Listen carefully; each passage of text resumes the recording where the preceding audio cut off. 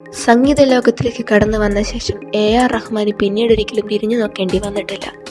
ഇന്ന് റഹ്മാൻ എല്ലാമുണ്ട്, പണവും പ്രശസ്തിയും സമൂഹത്തിന്റെ ആദരവുമല്ല. എന്നാൽ റഹ്മാന്റെ കുട്ടിക്കാലം പ്രതിസന്ധികളുടേതായിരുന്നു.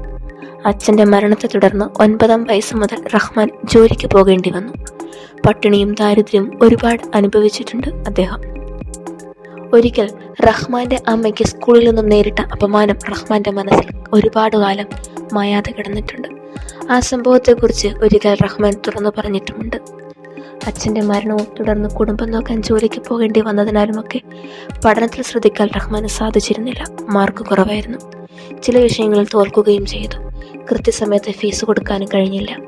ഇക്കാര്യങ്ങൾ ചർച്ച ചെയ്യാൻ അമ്മ കരീമ ബീഗം സ്കൂളിലെത്തി. എന്നാൽ പണമില്ലെങ്കിൽ മകനെയും കൂട്ടി കോടമ്പക്കം ഫുട്പാത്തിൽ പോയിരുന്ന് പിച്ചയെടുക്കുക എന്നായിരുന്നു സ്കൂൾ അധികൃതരുടെ മറുപടി. ഒരിക്കൽ അപമാനിച്ചു വിട്ട അതേ സ്കൂൾ പിന്നീട് തൻ്റെ പേര് പറഞ്ഞ് അഭിമാനിക്കുന്നത് കാണാൻ റഹ്മാന് സാധിച്ചു.